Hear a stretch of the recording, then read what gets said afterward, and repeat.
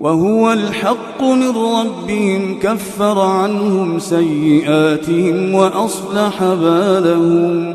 ذلك بأن الذين كفروا اتبعوا الباطل وأن الذين آمنوا اتبعوا الحق من ربهم. كذلك يضرب الله للناس أمثالهم.